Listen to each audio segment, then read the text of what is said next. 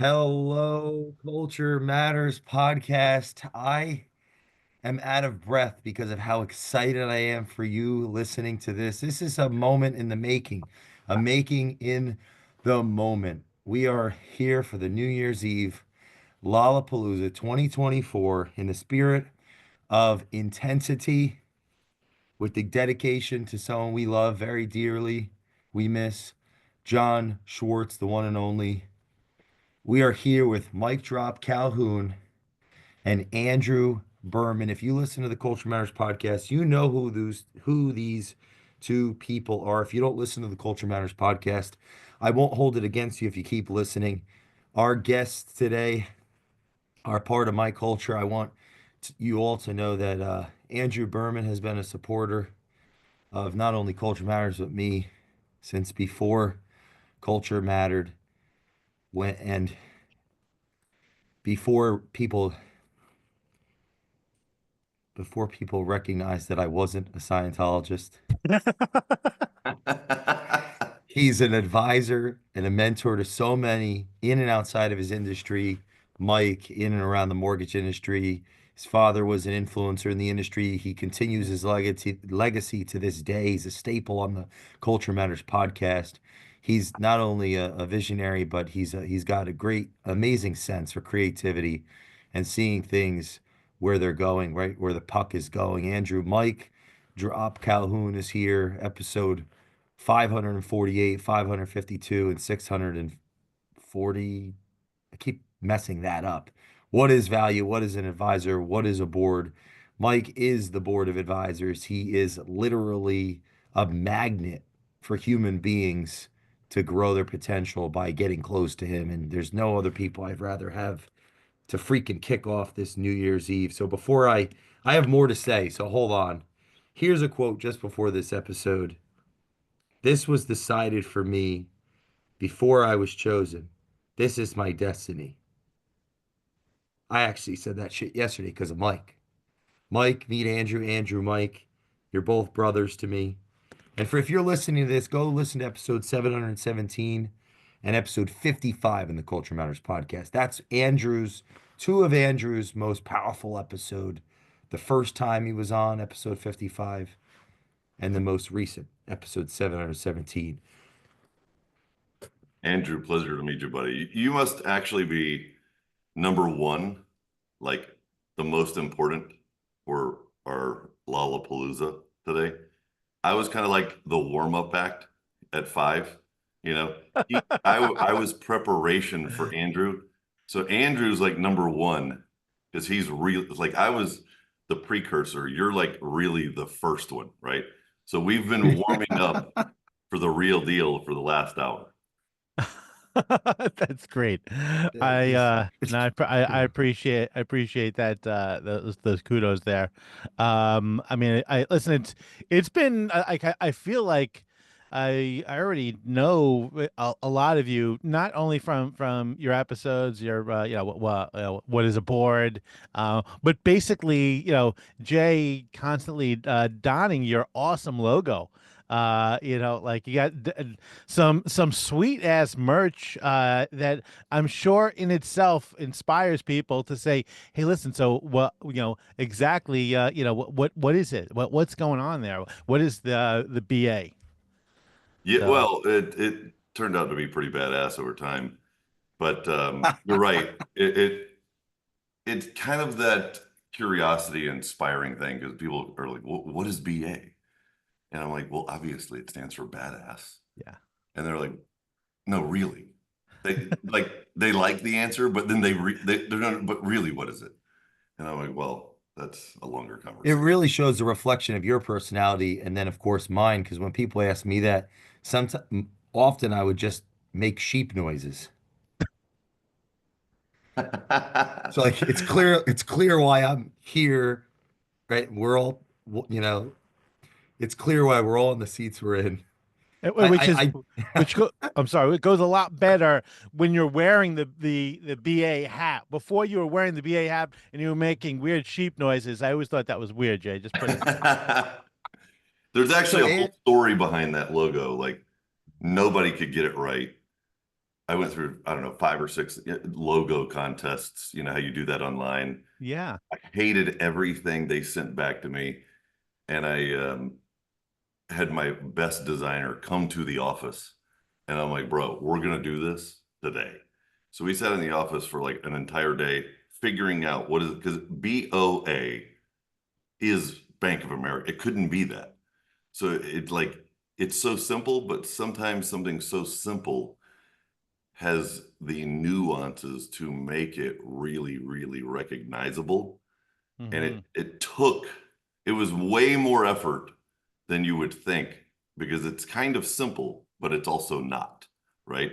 And I think that's very synonymous, like with what makes guys like you at the very top special, because people follow people not because they're normal. There's something different. And when you look at you, great looking beard. We've got this guy, Jay, growing his beard. There's something about you that is different that makes people want to follow you, makes you recognizable, right? And a lot of times it's just how you invest in others with your attention. I want to make one last joke, but it's not a joke, it's just funny. And it won't be the last. But I was talking to Jeremy Adams last night. He goes, Jay, every time I see you, you look more and more like Mike. Because I thought it was really cool. Because Andrew, that's the person that introduced me to Mike on July 4th, 2018. Andrew, I have a question uh, on this topic actually about it's like the hat, the recognition. Okay, I get a lot of people asking about that. In your tenure, being around brands, being around because some of the organizations that you've come across throughout your tenure, your life in the industry started like David and Goliath, right? Like David without the armor, kind of the sheep herder, and then over time they became something big. Over time. What were some of the elements of the Davids that beat Goliath when they were small before they became big in if off the top of your head, some of the nuances and the things that stuck out for some of those smaller companies that grew and became, kind of impacted the industry. Oh man. So, well, first off, I am massively obsessed with the uh acquired podcast that I've been digging into over like the last I'd say it's 72 hours. I've been listening to it nonstop, and it's all stories Wow. from the Mars brand, the chocolatier, and much more than chocolate, to just the Facebook story, to like, oh my goodness, I can't remember the name of like what we know as the Apple Music and App Store and iTunes, like what like that was previously before. So all of these stories, which and I got to go back to Mike, the careful meditation that you did on the brand. It's so important. I mean, like to because this is the foundation of all of your future conversations. When people ask what's the name of your company, like it's going to be the most common thing that's said, aside from your actual name. So I think it requires that attention, and it just shows the kind of person you are, that to have that kind of detail. I mean, Jay, yourself, even like culture matters. You didn't just like whip culture matters out of your ass. I mean, you spent actually time into acquiring the IP to be able to have culture matters, and creating what was around it. So there's, I think it's very important. So going back to I your should question. add that I married up, so the logo I had before that looked like I had a episode, Jenna fixed it. I'm sorry, just yeah, I wish I was as quick with this internet stuff. I could show you the logo before that Oh, kind of oh, looked like, yeah, it was you like got it kind of looked like Adam Man from like one of those Marvel comics or whatever. And then the logo today is like super cool. So I just I would be like omitting to the point of sin, I think, if I didn't say that right now. So, but the Wow. idea, yeah, sure, the ideas have been the Well, culture piece, yes, has evolved. But the logo, my wife, I will say that, I married up very, I can't, I jumped really high and then I was pulled up, it's also a very in your face, confident statement to what is going on in the back of their mind because most people think that culture doesn't matter, right? Like it's a proclamation that really goes against what they're thinking, but it also creates curiosity quickly. Like, well, so why? They almost want you they want to engage. So why is that? What do you know that I don't know? Which is what I like about it. Yeah, and the other thing is, there's so many people that do that think they are checking the box to do culture, and do things that are culture focused. And but our buddy Paul Lucido said culture is the result from other things that you do that lead to culture. Like, culture is not something that you manufacture. Like, so it's like culture, matters, but you can't just achieve it. Like, I can't just hire Jay and say, "Hey, fix my culture." Like, it's just like you're not going to be able to say, "Okay, here's a book," and well, okay, kind of you can, okay, but it's a longer process than here's a book, follow this book, and all of a sudden your culture is going to be fixed in 30 days. But then there is also 30 days of thought, and your culture can be fixed actually if you dedicate 30 days to this. But anyway, back to actually to the topic here. So, I'm actually pontificating in hopes that I could actually think of a company besides what's on the acquired podcast, and of course my own, my own personal, endeavors and things that I've done, and because obviously that's, you know when I'm thinking about someone who started, from nothing, like not even realizing that I had the power to conquer anything, just saying, hey, listen, here's a good little side hustle, to be able to do, and all of a sudden realize that hey, we started something and it's going to be bigger than we thought. Which, interestingly enough, I've made the mistake of not spending the time working on the brand when I've built those things, and I've wound up in trademark court, wound up, fighting these things, later on, and later on having to go and reverse engineer, like what my brand is, to what we've created. So when you spend the time, from the get go, to say, hey, listen, what are we going to be, and have those conversations before you are that. I think it shows a lot of thought, and kudos to both you guys for doing that. It's like your face. Yeah, yeah, one It's hundred, kind of like your face. Like, yeah. we get up, we brush our hair, we brush our teeth. We should. Some of Right? us. Yeah. Oh yeah, I'm gonna do I that didn't. later. Andrew, Yeah, you yeah, and yeah. I do, I, right? I didn't I didn't Yeah. shave. I I, Yeah. I I Yeah. got the eye snot out of my it's everyone. It's 6 o'clock in the morning. The only thing I did is I brushed my teeth and washed the eye snot out of my eyes. It's Yeah. it. It's all you Yeah. get. Unshaven. Mike is looking like he just came from the barber shop. It looks Bro, fantastic. The hands I look. did it. I literally did it as we started the podcast. I'm like, just to be transparent, I'm still shaving. And then I took him over and I got my coffee. I'm like, we're gonna start on time, but we're also gonna show people that we're human.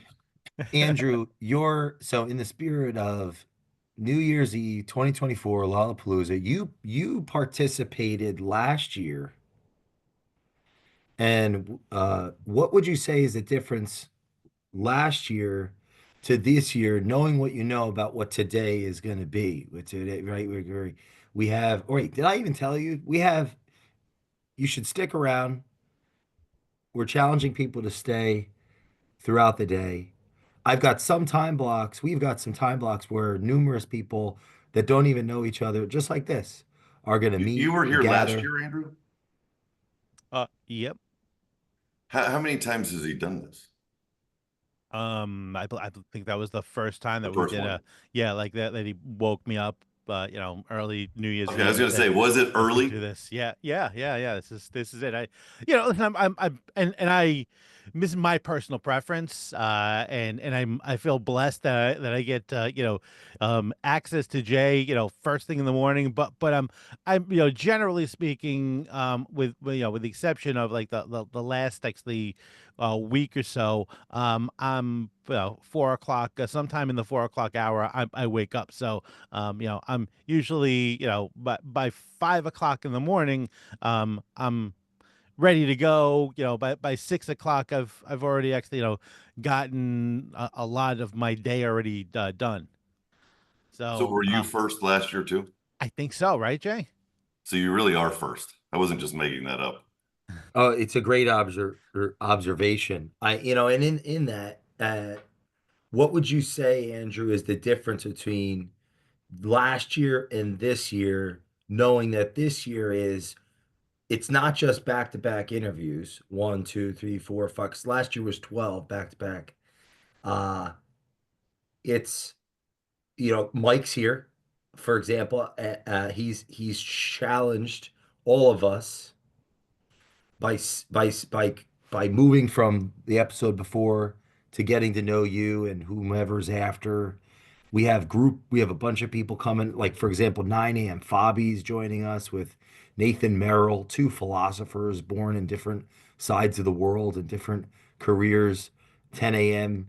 Matt McHale, Dr. Yerkes, and Drew Carballo, three people that would never otherwise likely meet. What do you think? What would you say, knowing me as long as you have, like what do you think the difference is between last year and this year? And then I have a couple other questions about you, but what do you think about me first?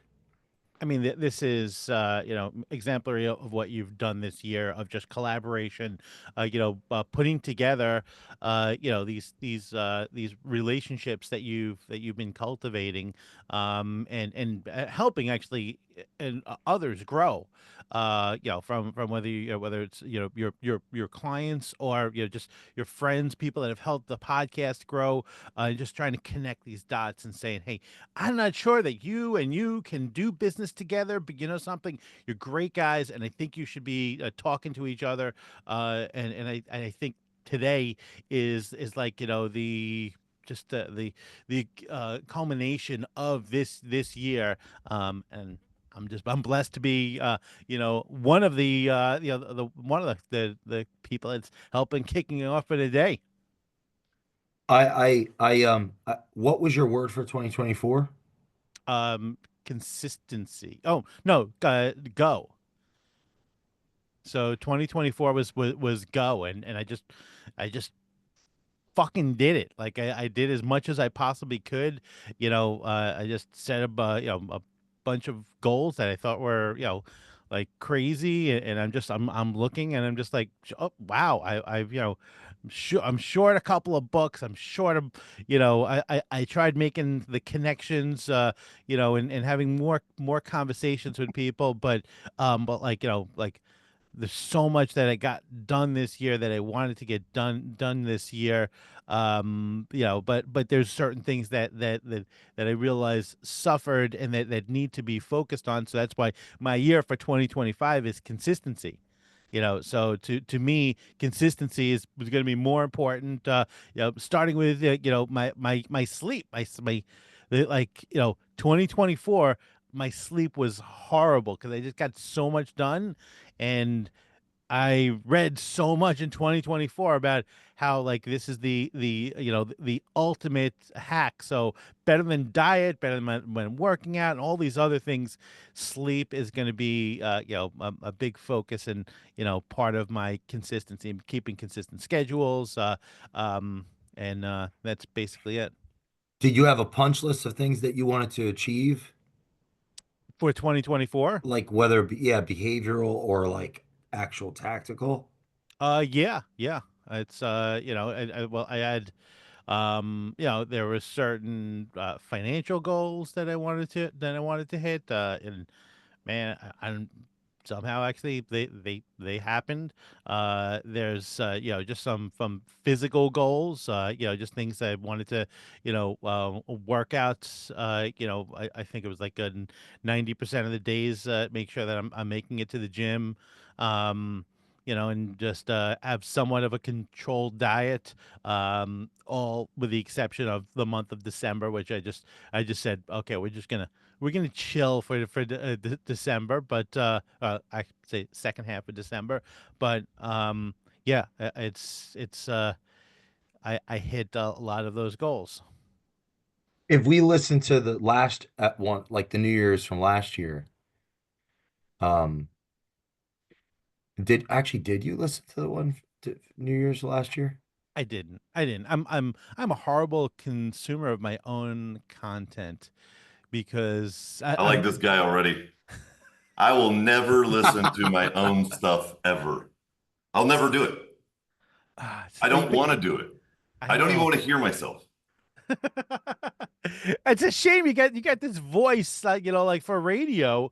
Like but so Mike, tell me why is that? Like what do you feel when you're listening to, old an old interview that you've done or any kind of old content you've created? Well, Jay, I have listened to, actually, I've only listened to them because Jay reinforces certain things that I said. And I'm like, I said that. Sometimes I'm like, ooh, I shouldn't have said that. Or I didn't really say that, did I? That sounds pretty good. So I'll go back and I'll listen to it because he's reinforcing it. And I have to say, I am reluctant to do it because I feel like it's over. And I just want to go to the next conversation. I wrote down your word go. Like I'm more interested in going into a new conversation than listening to an old one, especially when it's relative to me. I'm not, I just don't, I'm not interested in like going back. And I think it's actually probably something that I should be more interested in. And I'm missing the opportunity to make myself better. And it's probably a blocker for me that I need to overcome. Um, but there's just something about it's so real. It's more real for you than it is any other listen. You listening to yourself is so real and true and honest because you know all those little moments where you were like looking for the word or stumbling and then you said the thing but you meant maybe a little something different and you didn't. So it's so true to listen to yourself that it's like it's it's probably the thing that makes you better than anything. And I Yeah. need to get over it. I need to fucking get over it. Well, the other thing I'll say about it, and I'm 100% like it's awkward, just like asshole, what you really meant here, and you just and of course the accountability thing, like that's something, like I'm gonna go back and listen to 2024. I didn't even think about doing that until right now, and I'm gonna go see actually, okay, like what was going on inside my mind at that point. Now I knew, and I had actually at that point, I'm pretty sure I had the commitment to do actually, the word go for the year, and like I had my plan around that. I had a friend of mine that gave me the book, the one word plan. I forget exactly what it was called, but kind of inspired me for that. But so, Mike, the other thing that I also find that when I listen to old me, um, old me Ooh, that's good. is I an like asshole. Like old Yeah, man, that's good. and if you have, and if it's not, you haven't improved. If you don't look at yourself, and this is something Jay has showed me in such a strong way, but if you don't look at if your future self doesn't look at your current self as an asshole, you haven't grown. I forget exactly how you put it, Jay, but basically, if that, I think that's important. So going That's back, really good. yeah. So that's the one, and that's the one thing. So if I go back and listen to like old me, I'm just like, oh my God, what a fucking train wreck. Compared to the me today, which is great. I mean, you want that. That's the best case scenario, but I just don't want to acknowledge that, oh God, that guy still exists inside of me. I'll tell you a secret. I used to make it, I turned up the speed just so I could get it over with faster. I'm like, I'm Like gonna two, do this, but like, let's just get this over with. well, like two times, 1.25, 1.25. Okay. 1.25, 1.5, like not so fast. But what I did notice is I could make it go pretty quick and my voice still sounded like a dude. Like it was kind of funny. Uh, that's good. Honestly, in, Well, in full transparency, I haven't listened to a podcast in less than 1.5 in a long time. Everyone is some slow ass talkers. It's Yeah, unbelievable. No one's yeah, sounding like chipmunks yet. yeah. So true. The old me. Andrew, what are you most excited about though in 2025? Like, is this actually a different year, or is it the same year over again? No, it's. I mean, I've picked up some skills. I've picked up some focus. I've realized areas that need to be focused on, and having the consistency, I think, will help me focus on those areas. So I just know what works. Like even from a health perspective, like I've been doing this whoop strap, and I now know, okay, listen, um early morning workouts impact my day. Added sugars impact my day. Making sure that I journal every day impacts my day. Some of these things only like have a 5% impact on my productivity for the day, based according to this whoop data. Whether it's accurate or is a placebo effect, it doesn't make a difference because it's still gonna impact me. So, yeah, I think I know what to be focusing on, to make my 2025, just to even make my 2024, which I thought was a pretty good year, look like. What were some of the some attributes of the people that you like new relationships you formed in 2024 that you admired? Like um, some of the attributes of the people that of the newer relationships that you formed in 2024 that you admired. And I'm asking that specific because like you're in a state of go. My speculation would be you met developed some new relationships or cast some old ones away, like naturally. So it happens to be they're not new relationships, but stronger stronger connections to existing relationships. I mean, like there have been new relationships and people that have not, that have like that they have not known previously. But when you say that, like they're the few outliers, would be actually, first off, the guy who gave me the book, Alan Blood, that inspired me to have that one word kind of focus, for the year. I mean, like, so, but I've known him for decades, but haven't had a stronger relationship like I had built up with him towards the end of last year, and a little bit this year. And then, there's people actually that I work with at American Business Media, who I have stronger relationships with. I have a greater appreciation, for who they are. I mean, even, my CEO Vince Valvo, named his daughter COO, Allison Valvo, and it's been like, it's been amazing to see, this person who, when I joined the organization, so when we sold our company to American Business Media, I said, okay, listen, this is great. I appreciate what you're planning on doing, Vince, but you're older, and at some point you're going to be exiting out of this, and I'm not ready to throw in the towel anytime soon. So it means that I'm probably going to be working with your children, at some point, and not you. So I need to meet with them. And well, at the time, Allison, was really more focused on, the looks and aesthetics of the company.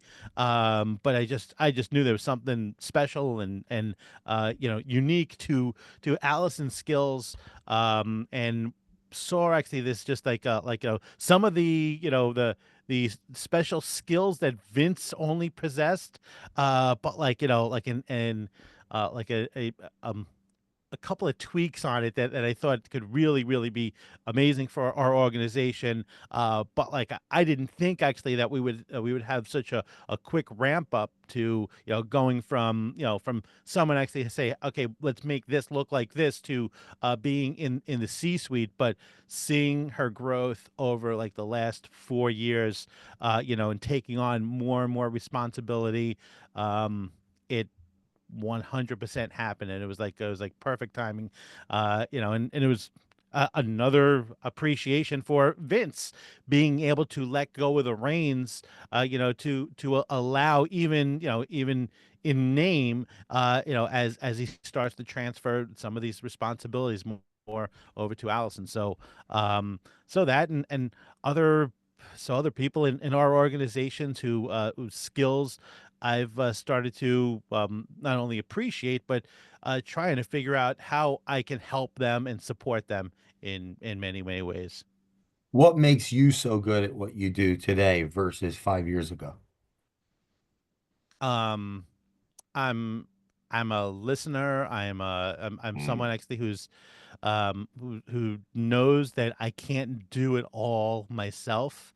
I mean, I could do it all myself, but that doesn't mean I should be doing it all myself. There are other people, who can do it better. There are other people, who I can support, and I can share the little bit that I might know about that certain skill, whether it's, related to marketing, whether it's related to sales, whether it's related to product innovation. I can take those things and support other people and help them, use their skills. So that's a big thing for me. I mean, you look at me 5 years ago, I just wanted to do it all, and if you were either with me, or I'm just going to do it anyway and tell you what you need to do to support me. Whereas today, I'm just like, okay, let's build this together. What do you need to get done what you want to get done? So such a different Andrew, from 5 years ago, when I met, who I thought was a Scientologist, Jay Duran. What specific about that interaction led to the thought that I could have been in a cult? I mean, you're talking about, there was I remember exactly what the context of the conversation, but you were talking about Scientologists, talking about, about the positive benefits of Scientology. You seem to know some of the nuances of Scientology, and I was just like, oh, so this is how the recruitment for Scientology goes. Okay, I guess it starts with this, and then all of a sudden I'm donating 15% of my income, to the Church of Scientology, and I become theta. I forget exactly what the different levels are, but yeah, it's Well, we better digress so we don't end up on a list. But I will say that it's funny because Christine, who introduced us at the Secret Salad Club all those years ago, should be on around 12 p.m. So it's exciting. You'll be able to meet her. The Secret Um, Salad Club. it's interesting how culture works, right? It was like a gathering of friends. There was a name dropped to it, like this is the Secret Salad Club. Although we only met once, it's become a special memory because of the relationship. Scott Forcino's been on the podcast all these years later, who was there that we met that night, and he's become a great friend. And yeah, you just stay in touch with people. What were you going to say, Mike?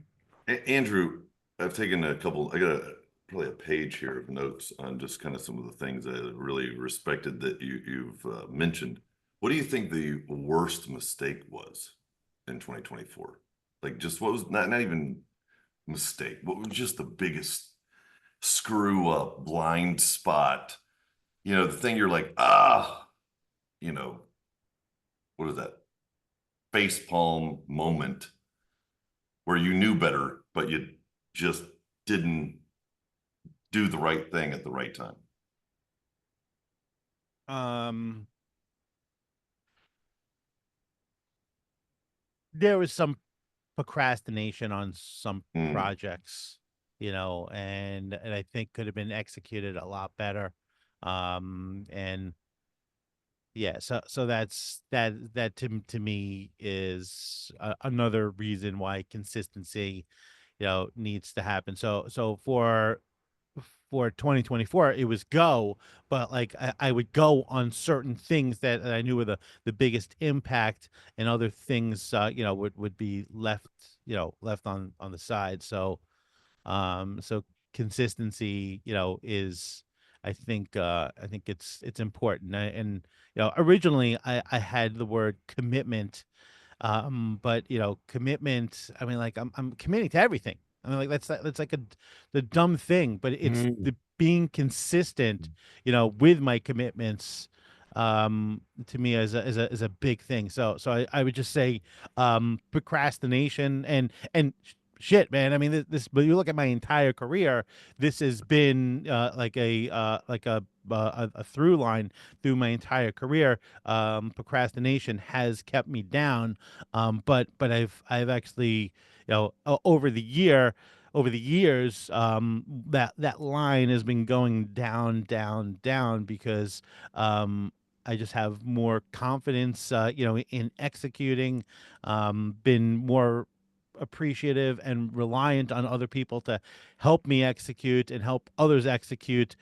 So the procrastination, which is mostly rooted in my fear of not succeeding, and Wow. not not hitting a home run, that I don't launch. Are there any word tracks or something that goes through your head or you do to work through when you feel you're starting? Like Ben Franklin said, procrastination is the art of living in yesterday, avoiding today, and destroying tomorrow. And I used to brag about how great of a procrastinator I was as a means to not take responsibility. I just want to make sure I'm open about this. Um, the creatives, quote unquote, procrastinate, which that might correlate that way, but doesn't mean that I have to do that. So my I question in that, find it wildly interesting that at the top of the page in 2024, his words go, and at the bottom of the page, his regret for 24 was his moments of procrastination. I find that very contrasting. Yeah, yeah. It's not powerful. consistent. It's and so, while I executed more, and part of it is actually probably saying yes to too much stuff, um and having that consistency, I know actually is what's going to help me grow. And so in my life, I have also, well, this is the problem with procrastination, I also get rewarded for procrastinating. By procrastinating, I have this extra time to think about it and meditate on it, and then I come up with some creative solution. That because because I'm now under the pressure, and I do really really well under pressure. So that's, you know that works. That by procrastination, I sometimes get rewarded for. Unfortunately, I think. So Do you think the reward is better if you were to weigh the reward of procrastination with the stress associated with procrastination? Which one do you think is outweighs the other? So procrastination causes um what I believe is strain on other systems. So while Mhm. it might work better for me and might work better for the overall result, but the support system that helps me get things done, might break. I might have to rely on referral partners and team members to say, hey, listen, okay, we're behind the eight ball on this, but like, okay, here's what we got to do to make this happen because we got to go. We got to actually make this happen this year. So I know we started talking about it in January, but here we are, in June, and we're supposed to launch this. So that's that's where. So the pressure associated with the procrastination for you creates performance, and while that's good, it breaks potentially the others around you. Yeah, 100%. And it's for those who like structure and like to The- follow order, it's chaos for them. And recognizing that exists, that paradigm exists, that other people are not exactly wired the same way as I am. Is an important thing, and somehow fitting my the way I am into a more consistent flow. I'm hoping actually it's gonna make me look at the 2024 me and 20 at the end of 2025 and think I was an asshole. Why haven't you You fired could them have a little yet? party with your, what'd you say, Mike? I said, why haven't you fired those people yet? They're not just like you. Yeah, That, an no, no, organization's full of no, me would no. not be good. Exactly, right? Yeah. We only need one of us in the organization. I think there's something to be noted there, really powerful that people we can the entrepreneurs can relate, and those that support the creatives can relate. This is this is like the physics of business. And I'm excited to see how you take that energy and, as Peterson would say, aim up and just aim it in even more. Like, I know exactly what I do exactly that, right? Oh my God, this right after January, and even I'd rather look at myself like I'm procrastinating and be overly critical of myself. Like, because I'm going to use the negative emotion to get things done that I otherwise would procrastinate. Because like January, so yeah, January 1st, 2nd, 3rd, I've got to write 100 page. I am accountable to people.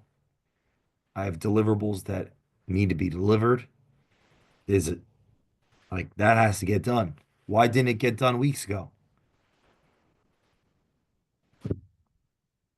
Procrastinate. Like, Yeah. however, but what's the line of demarcation? Because this is important. Like, I wrote this book as a procrastinator. To avoid doing I other pulled things. no, what I mean is, like, I don't want to just put you in this negative label. It's a paradox. There's a paradoxical nature to this because a lot of the seat of the founder's brain is like a nuanced seat. Like, I pulled over on the side of the road in Fishtown, Pennsylvania, to write the introduction of 30 Days of Thought. I remember pulling over to the side of the road and writing, "From the great abyss comes light, and out of the void of nothing presents something, whether good or evil." Like, I remember writing this on the side of the road. It hit me. It's like there's creative elements to, I think also, depending how creative one is, Yeah. does the painter, because we're gonna have a painter come on in about 20 minutes, okay? And I'd love to ask him this question, Andrew, if you could stick around, because I want to ask, the painter what their creative process looks like. Because there's a difference in creativity. It's like, all right, how do I get the level of responsibility to match my creativity so that what I create is something unbelievably powerful and I'm keeping the stress on my people, but they don't hate me for it. They love me for it. Yeah. Because what Yeah. we don't want is no stress. That's what hell looks like. Like what we don't want is no responsibility, no No. ability to respond, nothing to do. That hell is looks just like that too. But like there's something, there's so much, yeah, I don't know. I think maybe I'm curious what you guys think of this, but balancing the ability to say no. So like the first, second, and third, I've got to say no to a lot of things, a lot of people, to totally crush the things that I am accountable to doing. That I use that energy too, that creative, like that, to get these unbelievable things come from it. Whether I it's a just book had or it's a puzzle, or a CEO manual, like 500 questions around a CEO. Like anyway, I'm sorry, Mike, you're gonna say well, something. and Jay, you'll know who I'm referring to, but I recently had somebody that worked for me in an executive seat, like basically, you know, at my level. Um, and continually they would accuse, and I say accuse, it's a strong word, of manufacturing my own adrenaline. Like this procrastination thing to create some stress for my performance, but it was stressing out everyone else. Like it was an eye opener because I'm watching this conversation. When we create something from scratch, we're all in. The risk is the highest, the reward potential is the greatest, the adrenaline that comes along with what we were talking about at the very beginning of this conversation. This logo is my face. It's like the face. Everything matters so much in the beginning. And then 10 years later, going on a second decade of doing a thing, you're looking for those moments where you can manufacture what we had in the very that keeps it so fresh, right? Like it's almost this psychological environment that we put ourselves in that makes us great. And it was interesting because I'm like, why is she even telling me this? Like I was listening because I was also trying to grow, but this adrenaline word kept you just keep manufacturing adrenaline. And I'm like, what does she mean? I'm like, that's good, right? I'm like, that almost makes me feel like a hero. There's something really important for our listeners that are very ambitious, even if they're not in the actual, let's say, entrepreneur at a given moment, they could be one of the people that benefit from that creation. For example, right? And NVIDIA, there are many employees that are now, multimillionaires because that company obviously is changing the world. On a smaller scale, there's a lot of small business that there's that, the there's that cadre of people that don't get the recognition of the founder that benefit from the exit or benefit from the public or benefit from the building. And there's a certain way that they operate. And one thing I've observed, or I feel strongly about this, is the accountability of the entrepreneur comes from this conversation. It's the lack of resources and a proportional gumption or compulsion of resourcefulness. The lack, like Mike being in a barn in high school, I left at 18. Like there's a pattern. Brad left at 16. I could go through everyone. Christine left the trailer at, I believe, 18. I mean, I could go through. Um, there's a story. So the lack of resources has a proportional resourcefulness that's built.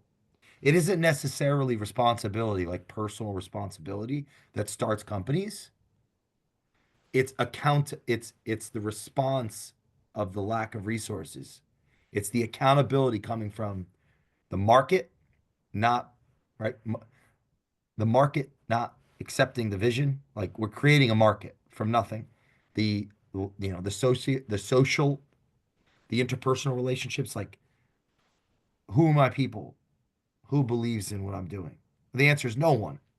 Nope, like right, it's doubt, it's shame, it's guilt. It's being disconnected from the culture, from one's culture, leads to this culture, this this vision of a solution to a problem. The impulse. Now, once we go to enterprise level, this is where we have to unlearn things as founders. Mm, Enterprise level is a call to responsibility, the ability to respond. mm, And it goes from what the why that's intuitive and nuanced, and the what and the how, like because that's embedded in the founder, to the mm, who is going to help me create order around this chaos. And so we have to unlearn some things and learn new things. Anyway, that I love this. I could talk about this all day. It's exciting that, but the Well, I mean, accountability and it's responsibility are these two they can be misunderstood or confused and conflated. Alan Whitman, who's a regular on the podcast, by the way, I got to shout him out. He has great podcast on this. He was the former CEO of Baker Tilly US, an acclaimed law firm throughout the world. And I met him on a plane going from, uh, I think, Marco Island, Florida to Atlanta. And we become very fast friends. And he comes on the show all the time now. It's really fun, exciting. But he really breaks down the difference between responsibility and accountability at a high level. Just so our listeners go check out Alan Whitman on the Culture Matters. And obviously I'm going to introduce you guys. But sorry, Mike, you were going to say something. And we should pop over to say hi to well, I Vinny was and just yeah, going to all the highlight time. the fact, like Andrew here, it's almost the journey of just this conversation, you know, go kind of that all in adrenaline approach. Let's just get it done. Say yes to everything. Then realization of actually no is better because it creates focus to where I can be consistent. You know, the consistency is what creates that accountability. It's just the evolution. We're all kind of evolving through the same thing. That wisdom is falling on us, where it's like we can't do it all. We're better leveraging. I even have right here where it says, "You said I'm a listener." You're leveraging the best of others by working through them versus with them or just running over them. Like you're finding the genius that like you can leverage all of your experience by just having them do it, right? You're making them better, you're investing in them, and it's not always on you because when it is on you, you've got to manufacture that procrastination that ups that adrenaline. You step in, save the day, wear the cape, but like that's not building real value in your company and it's not building real value in your team. And it's actually continuing just to kind of break the founder and it's what holds them back. You said it here at the very end of the conversation, like you almost have to, in order to go into that new world, that enterprise world, you almost have to unlearn everything that got you to this point and yeah. relearn how to make others great. It becomes less about you and more about them. We Yeah. have to take and Or channel that anxiety. us, We have you to know? take and channel Yeah, that us. anxiety into the new aim, the new vision, the new goal, and find and this is such an interesting and figure out who the new customers are and what the new call is, and that is a very well, it's a scary thing. It's a dark thing. But it's a thing that hey, anybody that's listening, follow Mike Calhoun and Andrew Berman. Hey, just where can people follow you guys? Just give your Instagram handles just so we're gonna go pop on the next one real quick. So for me, best place to connect with me, LinkedIn. linkedin.com/in/Berman. And Mike, I don't log into socials. My team does it, and I don't even know what my socials handles are. That's horrible. But they are out there. Most of it is either under Mike Calhoun or MD Calhoun. I'll have to look that up. I have it just somewhere. DM me, Jadran underscore the culture man, and I'll call Mike, and then he'll call someone, and then I'm just kidding. But you want to follow Mike? Listen to what is an advisor? Listen to episode. I think Andrew did a week the yearly recap, episode 717 on the Culture Matters podcast. This is New Year's Eve. The word is intensity. The theme is Kierkegaard. Life can only be understood backwards, but must be lived forwards. This is 2024 Lollapalooza, recording number 360, I believe, for the year. And we better get on. We got Vindy Candelore. If you're following this journey and it's not live, type in the Culture Matters podcast, Vinny Candelore, and you're gonna see whatever happens next. We will see you next time on the Culture Matters podcast.